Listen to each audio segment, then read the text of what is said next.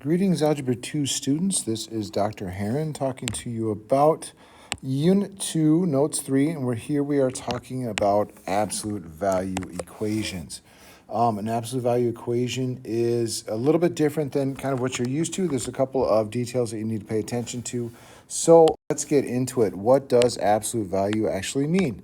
Absolute value, in its basic definition, is how far you are away from zero on a number line in terms of distance.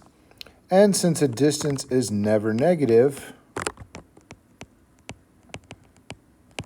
then it has to be a positive answer. Okay, so my absolute value of 7 is 7. My absolute value of negative 7 is also 7. When it comes to evaluating expressions, when it comes to simplifying things, basically they act like parentheses, okay? And when I say that, what I mean is just like order of operations parentheses, you have to take care of everything inside of the parentheses first. So therefore, you have to take care of everything inside of the absolute value bars first. So that would be negative 15 minus 7. So that's going to be negative 22. So my final answer is going to be 1.4 plus 22. So my final answer will be 23.4. So here, that's going to be 17 plus 6.2. So since this negative is outside, I'm going to go negative 17 plus 6.2. So then when I do that, my answer should be negative 10.8.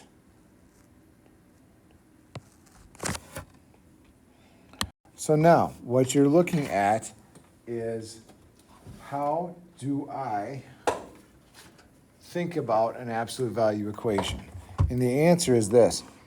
Most of the time, you're going to have two solutions because if it's a distance, that means that there are two places on a number line that are equidistant from whatever number you're talking about.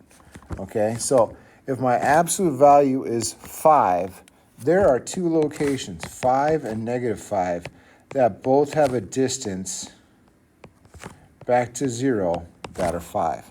So my answer here is going to be both 5 and negative 5. For this one, the bottom one, absolute value of x is negative 3. What numbers have a distance of negative 3? Well, that answer is none. So there is no solution here. That means there is no number I could put in that absolute value and get a negative answer. Okay? That's why it doesn't work, because you end up with a negative number. And an absolute value, when it's in its most simplest form, has got to be positive. So when I'm solving, I need to isolate the absolute value and then kind of solve both the positive and negative of what I get. So if I add 3, I get 2x plus 6 equals 16. So then I'm going to say, well, 2x plus 6 will equal 16, but 2x plus 6 will also equal negative 16. Okay, because both of those are going to be 16 units away. So 2x will equal 10. 2x here will equal negative 22. So x is going to equal 5, or x is going to equal 11. So both of those numbers are going to be, those are going to be the answers I would put in here to get 16. So here, I'm going to say b plus 15 equals 3, and b plus 15 equals negative 3.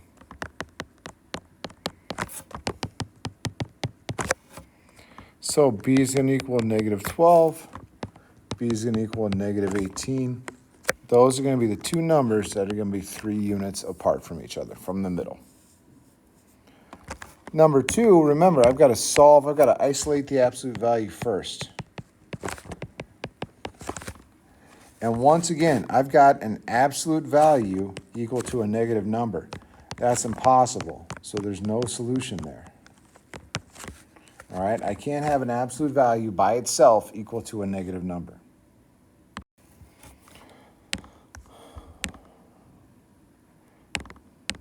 Number 3 poses a different challenge in that I want to subtract 4, so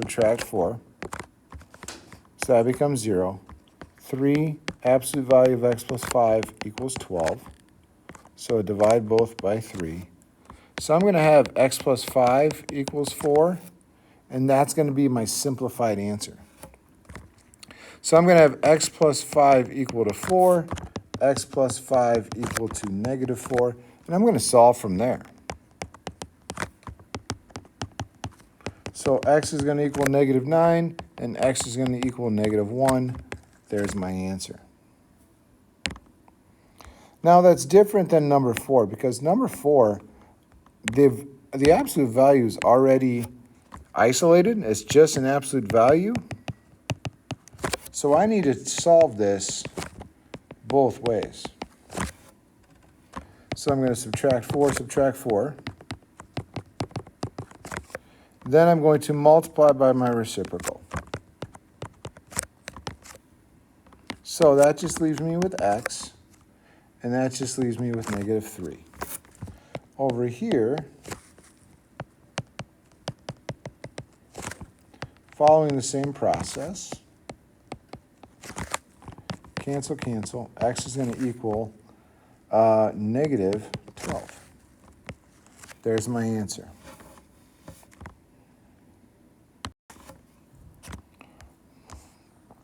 Same idea here. Now notice, some of the solutions I'm getting are in fact negative, but that's fine. So I'm going to have 10 minus 3/4 x equals 16. 10 minus 3/4 x and negative 16. Okay, so subtract 10. Negative 3/4 x equals 6. So I multiply by negative 3/4. So x is going to be equal to negative 18 over 4, which is going to be negative 4.5. This side, negative 10.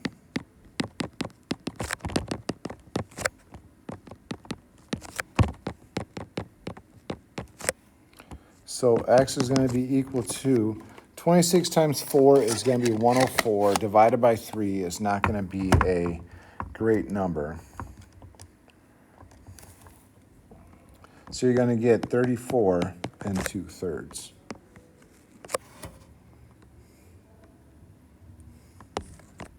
Not an easy answer. A couple fraction answers, but that's still workable. Good news is number 6 is easy. Number 6, u equal a negative, you have no solution.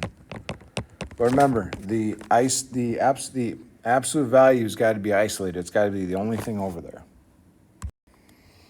All right, the last piece here. If I solve, so I'm going to add 3.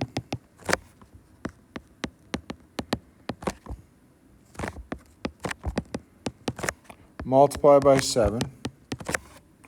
So I'm going to get 12x minus 8 equals 28. And then 12x minus 8 equals negative 28. So then I solve. Add 8.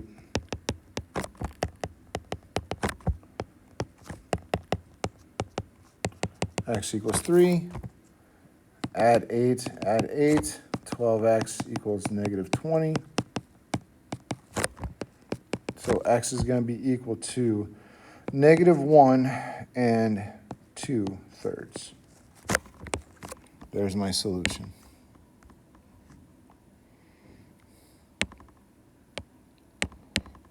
So number 8, look at this big mess. So my first step is going to be multiply both sides by 3. So when I do that, here's what happens. I get 4, 8x minus 16 absolute value, minus 5, equals 27. Plus 5 equals 32. So 8x minus 16 equals 8. So 8x minus 16 equals 8, or 8x minus 16 equals negative 8. So add 16, 8x equals 24, x equals 3, plus 16, 8x equals 8, x is going to equal 1. So there's my solutions. Okay, so important things to remember on this for absolute value. 1, they act as parentheses when you're trying to solve. Okay, they act as parentheses when you're trying to solve.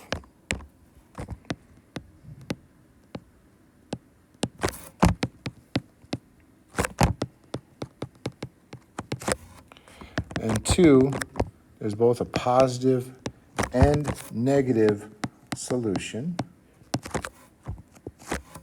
And if the absolute value equals a negative number,